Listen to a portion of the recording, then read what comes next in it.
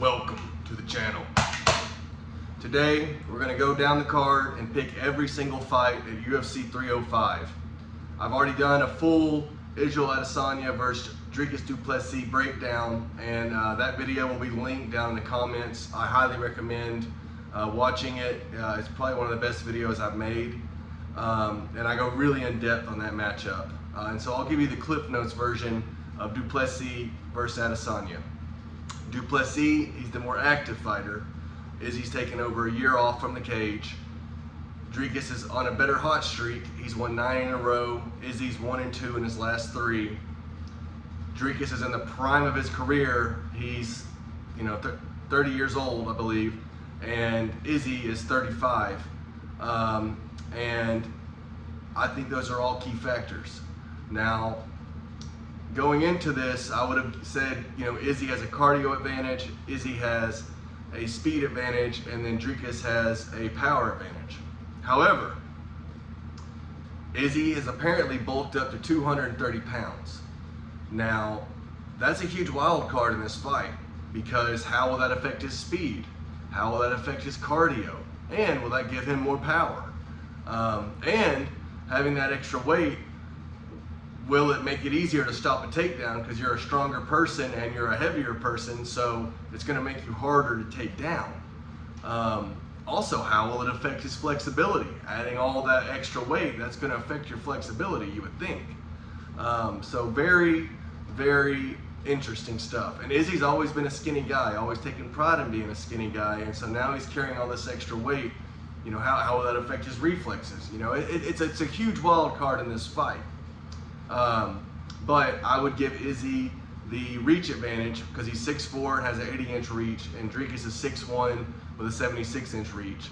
Izzy, I would still gonna give him the speed advantage. I mean, we only can go by what we've seen, and he's a very fast fighter. I would give Dricus the power advantage and the strength advantage. I would also give du Plessis the durability advantage because we've seen Izzy, get knocked out by Pereira. We saw Kelvin Gastelum hurt him extremely bad. We saw Strickland drop him. But I will say this, although du Plessis is more durable, I think du Plessis is much more hittable than Izzy. Izzy's really good about not getting hit, but if he does get hit, you can hurt him, whereas du Plessis is kind of a tank and he'll just walk right through it. However, I expect this to be an MMA fight.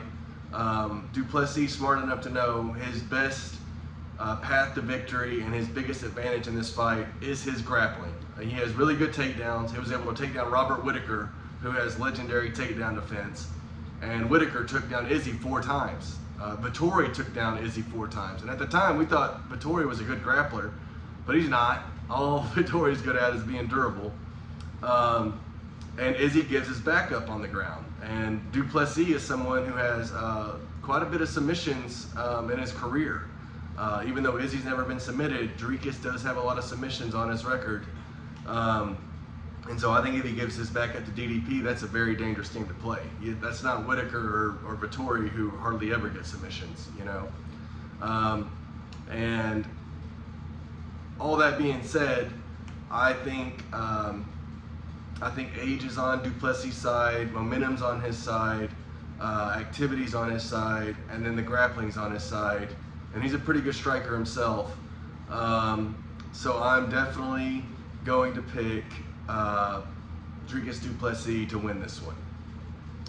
Moving down the card, Kai Kara-France versus Steve Erceg. Steve Erceg, he really, really impressed me his last fight. I thought he was a layup for Pantoja, but he put on a tremendous performance. And he really only has one hole in his game, and that is his takedown defense. And he's fighting Kai Kara-France, who that guy never shoots takedowns, and it's a stand-up fighter, so I fully expect this fight to take place on the feet. Looking at the range of this fight, you got Erceg, who's 5'8", and Kai Kara-France, who's 5'4", so you're thinking, wow, that greatly benefits Erceg, which it does. However, Kai Kara-France, he must be built like an orangutan or something, because that dude has a longer reach advantage than Erceg. So that was an interesting stat to me. But Kai Car-France, he does have double losses in his career, and Urseg's only lost twice. And I just think Urseg's a winner. I think it's his time. Kai is kind of on the decline. He's been out a lot because of injuries. So I fully expect Steve Urseg to win this fight. So we'll go Steve Urseg, probably by decision, because Kai is pretty tough.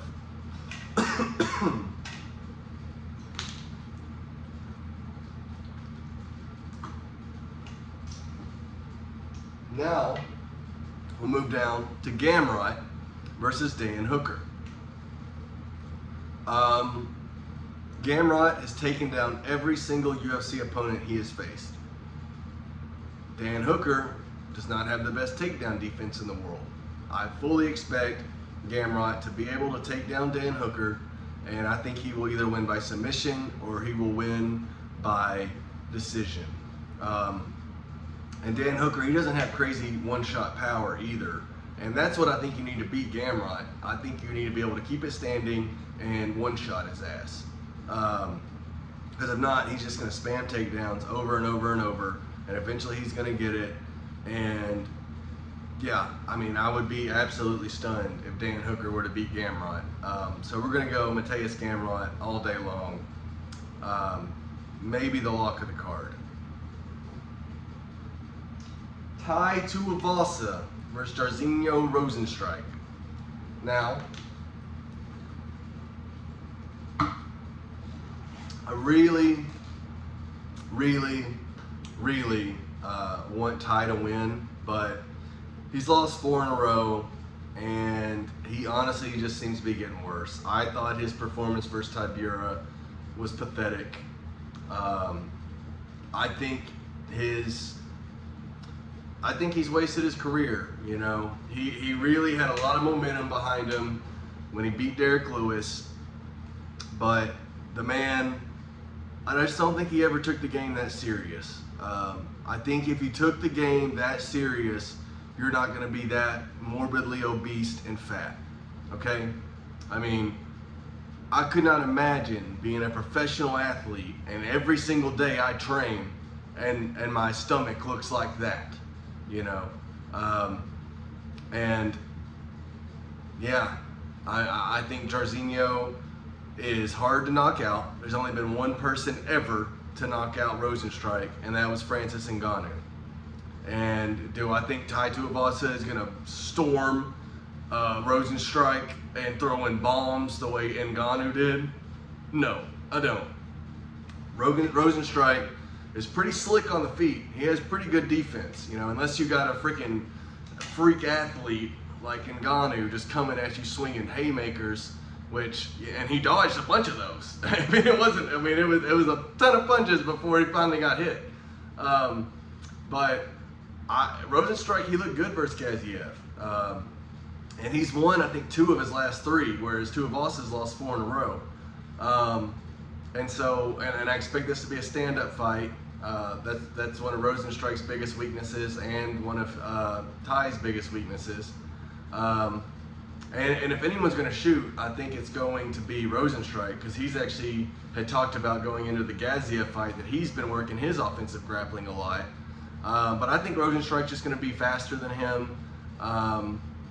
And I think he'll win a technical striking fight. You know, I think Tai might have a moment here or there, but I think Rozenstruik will control the distance, control the pace of the fight, and he'll just win a point fight where he's going to land more than Tai does.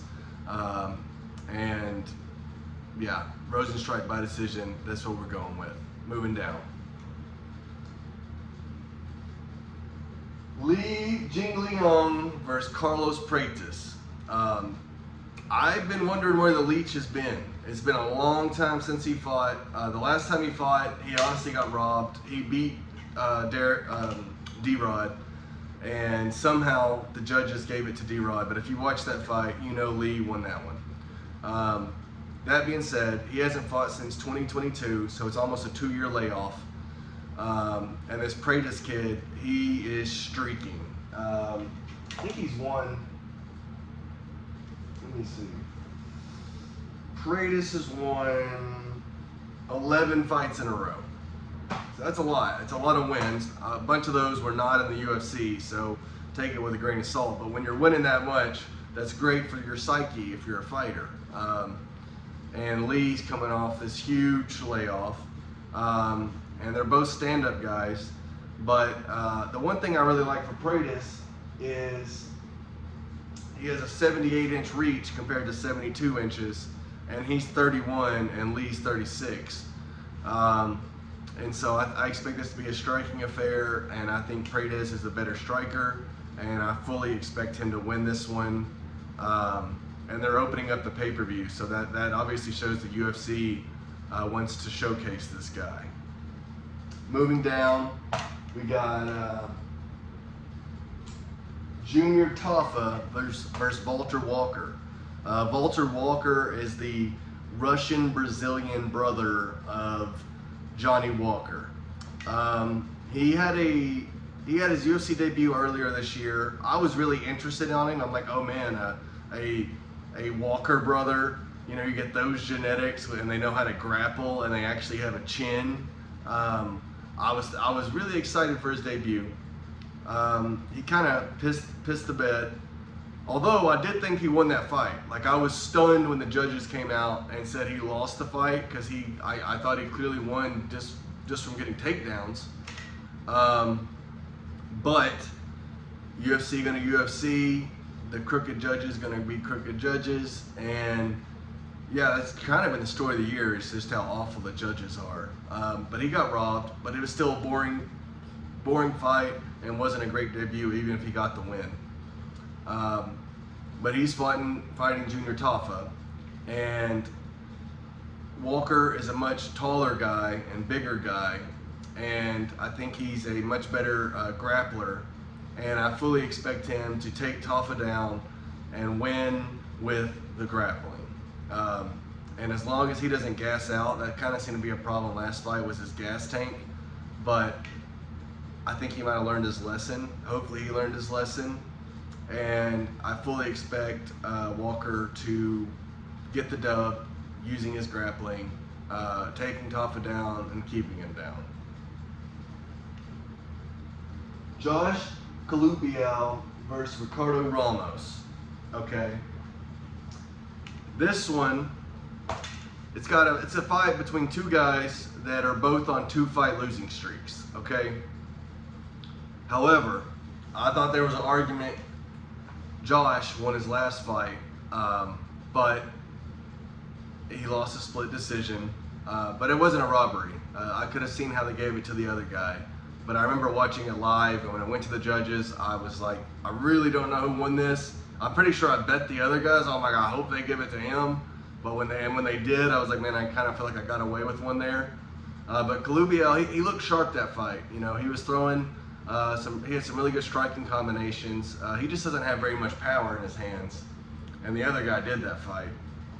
But the dude he's fighting, he's coming off a 2-fight losing streak as well, and they are fighting in Australia, and so I'm going to go with the Australian guy, and I'm going to pick Kalupiel this fight. I think it'll be a striking match, and I think he'll outstrike him and win a decision.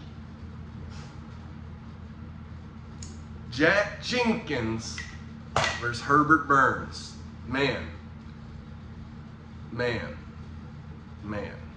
There is only one outcome I want to see for this fight, and that is Gilbert Burns carrying Herbert Burns out of the cage while he cries once again. That would literally make my day. Herbert Burns, he may have the worst heart in the UFC and the worst cardio in the UFC. He just sucks. You know, he's got about 2 minutes, and then he just absolutely sucks. I think he's lost 4 in a row, and he really just doesn't seem to care anymore. And he's old now. I think he's 37 years old. Yeah, no, he's 36 years old now. Sorry, it's a 3-fight losing streak, not a 4-fight losing streak, but it's about to be 4. Mark my words. Jack Jenkins, he's 4-1 his last 5. Lost his last fight, but I think he was fighting Chepe, and he hurt his arm, and so, you know, I mean, if you're going to lose a fight, having an injury within the fight, that there's always that's a fugazi way to lose. So it's not like he got his ass kicked or something. And so I'm totally picking Jack Jenkins here. The reach and height advantage for Burns is a little concerning, but like I said, if Burns doesn't finish him within the first 2 to 3 minutes, he'll quit like he always does. And you know, Jack, he's the hometown guy or the home country guy. They want Jack to win so they can get rid of Burns. So we're gonna go Jack Jenkins all day. I think he'll win by finish, probably knock him out. I'm gonna go Jack Jenkins by KO in that one. Tom Nolan versus Alex Reyes. Okay, Reyes is 37 and he doesn't have a win since 2017. Now, yeah, he's been inactive a lot of that, but still, the man hasn't found the winner's circle since 2017. Tom Nolan, I remember he came in super confident in his debut and he got his ass knocked out, and it was pretty funny. But then he came back since that fight and he won. And so I think he's got his confidence back, and they're giving him a layup. They want him to win. They're in Australia. They're giving him a 37-year-old who hadn't won since 2017. And Nolan's 6'3", he's 5'11". So, you know, I think Tom Nolan is a huge favorite, I would imagine. So I'd be absolutely shocked if he lost this one. We'll go Tom Nolan by knockout. And now I believe we have made it. No, we got 2 more fights. Sorry, I thought we were in the final fight. Moving down, Song Kanong versus Ricky Glenn. I'll be honest, this was the hardest fight on the entire fucking card for me to predict. The only thing Song Kanong's ever done that impressed me is he dropped Ian Gary, okay? And even then, Ian Gary landed a huge body shot, and then he was so impressed with it, he just stood there in the pocket looking at it like an idiot. And while he was looking at it, Kanong blasted him. I mean, blasted him right on the chin. Gary drops, and what does Kanong do? He doesn't swarm him and start ground and pounding him and knock him out and chase the finish like any normal person would do and any smart person would do. No, he starts grappling him and hugs him for like 30 seconds and lets him recover, and then gets absolutely torched by Gary from there.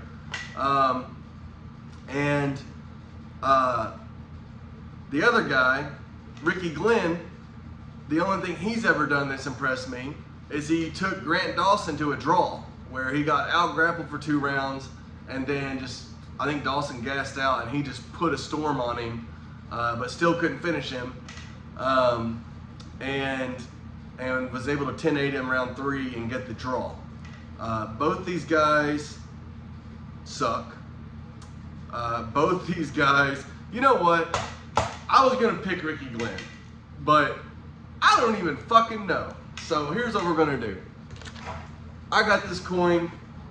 We're gonna flip it, whatever it lands on. We'll say heads Kanong, tails is Glenn. It's tails. All right, we're going Ricky Glenn. Not confident. I would fade this matchup all day long. I imagine it's going to be a boring decision either way. Neither guy really gets finishes. I think Kanong has 1 KO in the last 5 years. But I expect it to be a striking fight, and we'll go Ricky Glenn to win a boring decision. To our final fight. Stuart Nicole versus Jesus Aguilar. Or maybe it's Jesus Aguilar. I'm not going to pick against Jesus. I'm just kidding. But no, seriously, I'm not going to pick against Jesus. The other kid is 8-0 and he's undefeated. And I'm pretty sure he's from Australia, so they're probably trying to give him a winnable fight. But I've never seen him fight in the UFC. It's his debut.